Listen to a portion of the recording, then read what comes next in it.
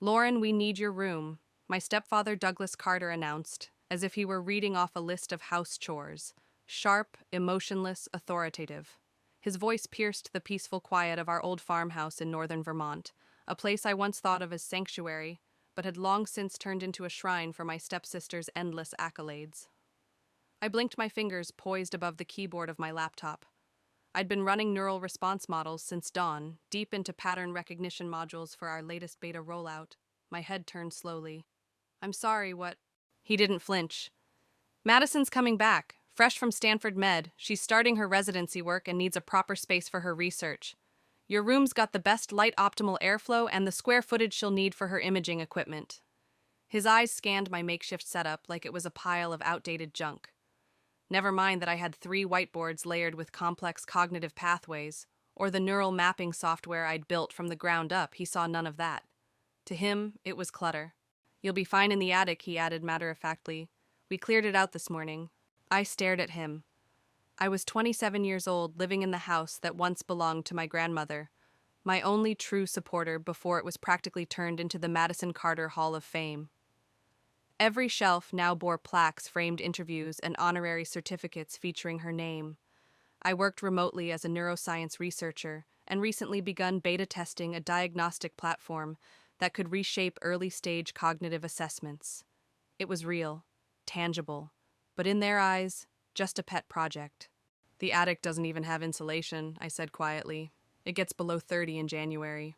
"Maybe a little discomfort will give you perspective," my mother Susan piped in from the hallway. "You've spent enough time treating your side gig like it's a career. You need a wake-up call." Side gig, that one stung. "You could take a page out of Madison's book," she added, not even bothering to meet my eyes. "She's doing something meaningful with her education, helping people." And there it was, Madison, the miracle child, the beacon of brilliance and ambition, the one they placed on a pedestal so high it practically scraped the stratosphere. And despite the 6-figure debt looming over her, they toasted her like she was rewriting the Hippocratic Oath. Me, I was just Lauren, the girl with a laptop and a few theories. "I have a career," I said firmly, but not angrily. No one acknowledged it. "You're just tinkering," my mother said, the word curdling in her mouth like sour milk. "Madison's work is going to change lives. She needs the space for something real." I turned slowly toward my whiteboards. Years of formulas, predictive simulations, experimental models. They saw lines and symbols. I saw progress, breakthroughs, the future. "Fine," I said, closing my laptop gently. Not because I was giving in, but because I was done trying to make them see what they refused to see. "I'll go." They didn't even look surprised. Probably figured I'd come crawling back eventually. What they didn't realize was I was already long gone in mind, in mission, and soon in every measurable way that counted. For 3 years, they'd brushed me aside, toasted Madison's every move, and treated my work like a hobby done in the margins of real life. I hadn't argued. I hadn't fought. I had simply built, patiently, silently. "You've got until noon," Douglas said coolly, already turning away. "Her equipment arrives in the afternoon." Noon, I had to suppress a smirk. How poetic. Because at precisely 12:00 p.m. tomorrow, CerebraCore Labs, my biotech company, would go live. That evening, as the sky turned pale lavender and the wind picked up across the fields, I started packing. Methodically, every cable, every prototype. My phone buzzed softly with an encrypted message from Ethan, my CTO and closest confidant during the startup years. "All systems green. Launch locked for noon." Perfect. As I placed the last circuit kit into a padded box, I imagined the ripple effect we were about to unleash across the medical tech world. CerebraCore's neural analysis engine could detect early signs of neurodegeneration years before symptoms appeared. What they dismissed as tinkering was actually the very frontier of preventative diagnostics. While they lifted their wine glasses to Madison's rotations and unpaid internships, I was sealing deals, filing patents, and laying the groundwork for something that would outlive their applause. My laptop chimed again. Phase 1 confirmed. CerebraCore now holds controlling interest in VitalPath Diagnostics. I froze for a second. VitalPath, the diagnostics provider that handled every medical bill my family ever filed, the one that funneled institutional funding into Madison's overseas programs.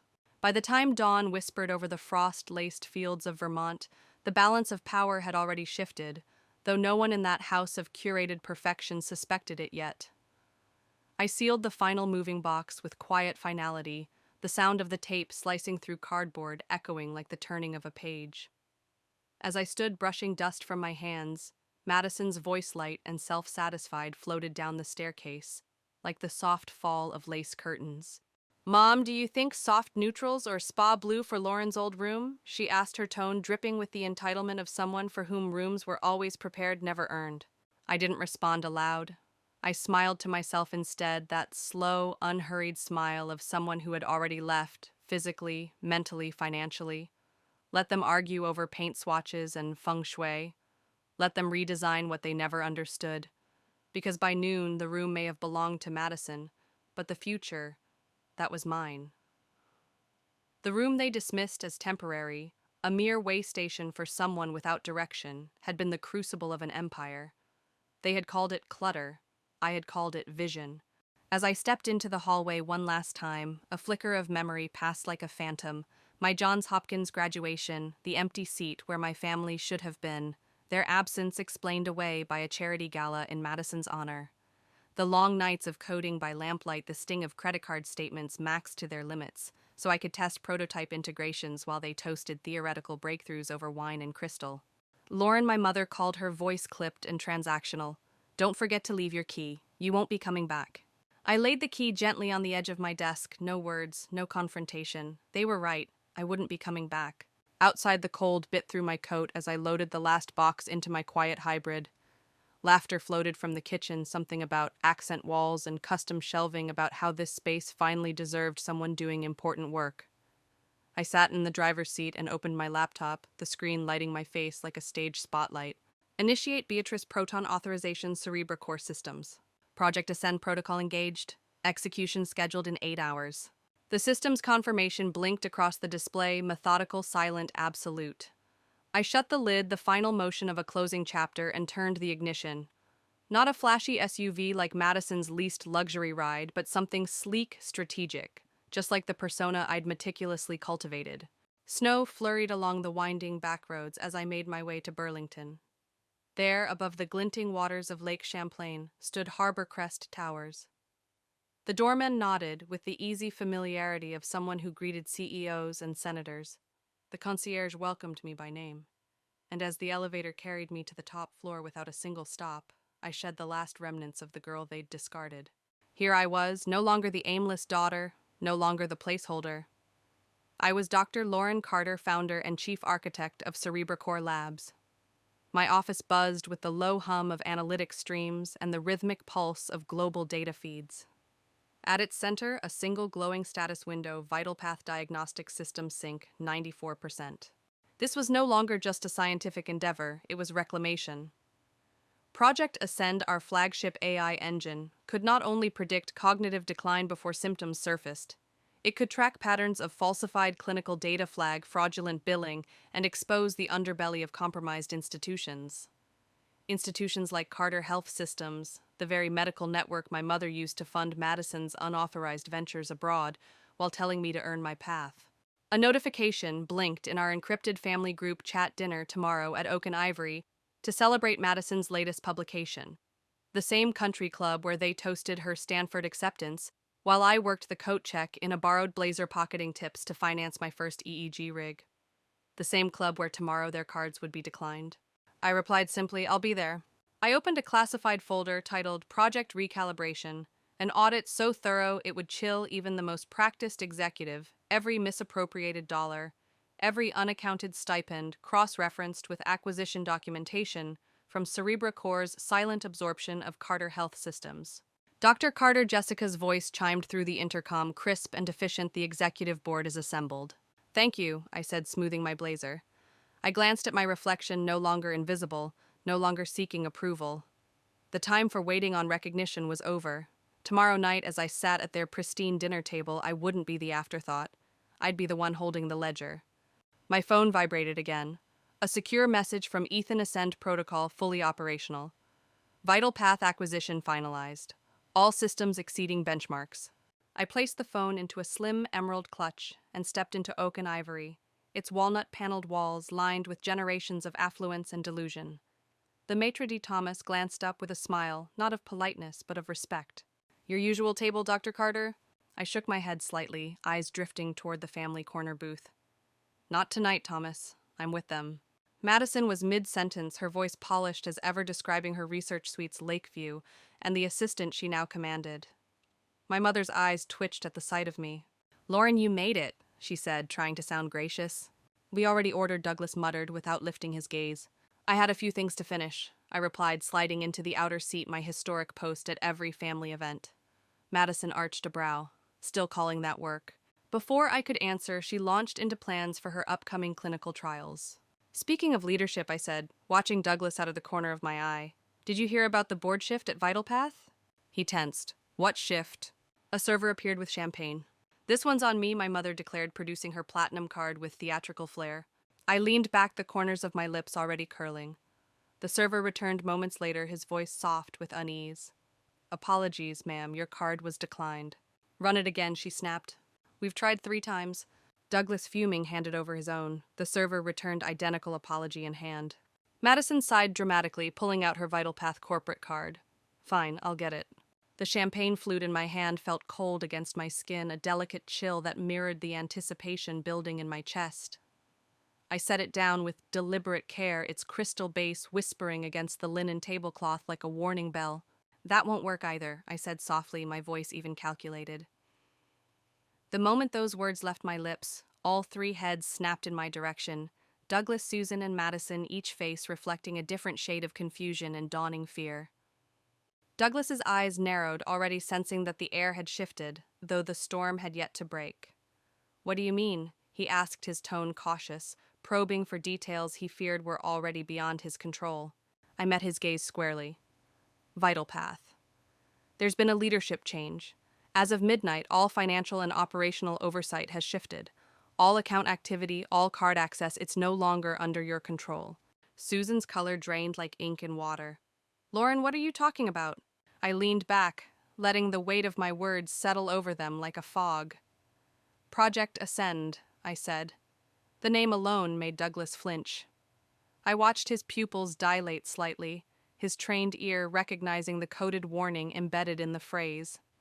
A man seasoned in quiet deals and boardroom whispers, he had surely heard the name circulating in the diagnostics world, rumors of an AI shaking the foundations of institutional power. That's not possible, he murmured, though his voice lacked conviction. Cerebracor, I replied, letting the name drop like a gavel. The same firm that acquired VitalPath this week. Madison blinked, her mouth slightly parted. What does that have to do with our cards or protocol? Everything, I said, folding my hands in front of me. We flagged irregular transactions, unregistered trusts, falsified clinical stipends, money trails buried under a web of shell accounts. Every one of them linked to Carter Health Systems. As of now, all those accounts are frozen. Douglas's voice dropped an octave. How do you know this? I allowed myself the smallest smile. Because I built the system. I designed the protocols. I am Cerebracor. Silence descended so absolute it felt physical. Madison's lips parted as if to argue, but nothing came. She was used to applause, not audit. That's ridiculous, she said finally, though her voice trembled. You work for some freelance lab out of Boston. A convenient cover, I said coolly.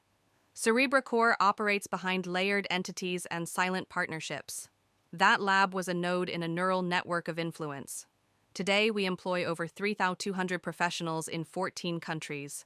And as of this morning, we control the medical infrastructure that supports your insurance, your grants, your research, and your payroll. My mother clutched her linen napkin with white-knuckled desperation. But you're just... The daughter you sent to the attic, I finished for her. The one whose graduation you missed. The one who wasn't Madison. I reached into my clutch and produced a sleek matte black trip card bearing Cerebracor's insignia, a simple neuron etched in silver. I handed it to the waiter. Put the champagne on me. I paused, savoring the stunned silence. In fact, every meal this table has enjoyed at Oak and Ivory for the last 4 years has been on me. I acquired this property in 2021. The waiter bowed slightly. Of course, Dr. Carter. Douglas stared at me, jaw slack. You're that Lauren Carter. I nodded slowly, the same one whose algorithm you tried to patent under VitalPath's name last spring. You were too busy spotlighting Madison's internships to notice the name on the board memo. Madison's face turned ashen. Yes, the same AI upgrade installed in your hospitals. My tech. If compliance doesn't halt your programs, they'll be forced to overhaul everything you've touched. I turned to the camera discreetly angled at my handbag. If you've been watching this far, you've seen what it looks like when quiet power reveals itself. Subscribe because next comes the reckoning. I faced Madison, my voice calm but firm. Ascend protocol also flagged inconsistencies in your clinical trials. If I were you, I'd reconsider that director promotion. Susan reached forward, hands trembling. Lauren, sweetheart, can we talk? We're still family. I rose slowly, adjusting my jacket, letting my gaze pass over each of them with the finality of a judge's gavel. Family doesn't exile you to the attic for being inconvenient. Family doesn't skip your thesis defense to toast someone else's internship. Family doesn't call your life's work a hobby while laundering money through false grants. I picked up my handbag, deep forest green alligator leather, a quiet symbol of earned power. It cost more than the Audi Douglas loved to parade at fundraisers. Your accounts will remain frozen until the internal audit is complete, I said, voice smooth as steel. Given the initial findings, I'd expect a call from the Office of Inspector General by Friday. You can't do this, Douglas growled. I met his glare with a quiet certainty. I already did. Then turning to Madison, I tilted my head. If you're looking for a quiet place to focus on your research, I hear the attic gets excellent light this time of year. Without waiting for a reply, I walked away, the murmurs of disbelief and the soft collapse of long-held illusions echoing behind me. My phone buzzed a final message from Ethan. Ascend protocol historic engagement. CerebraCore stock up 320% since market open. I smiled. That attic, the one they pushed me into, that was where I wrote the first line of code, where this all began. Over the following month, their empire crumbled. Investigators unearthed ghost grants, unfiled disclosures, clinical fraud scandals buried deep in Carter Health Systems. Madison's position was quietly terminated during ethics restructuring. My mother's social calendar dried up with the champagne budget. And me, I kept building. Not for them, never again for them. When people ask me how it started, I say this. Sometimes the greatest gift they give you is the push out the door. And sometimes the most poetic revenge is a declined platinum card at their favorite table. If you've made it here, thank you for listening, for seeing what they couldn't. I wasn't the perfect daughter. I wasn't the chosen one. But I built something from nothing. Now I want to hear your story. Have you ever been overlooked, silenced, erased from your own narrative? Leave a comment. Let your voice be heard. This journey doesn't belong to me alone. It belongs to anyone who ever rose in silence. If you believe in quiet power in proving them wrong without raising your voice, tap that subscribe button. And while you're at it, give this video a like to help more voices find their way. Because sometimes the best thing they can do is doubt you. And the best thing you can do is rise anyway.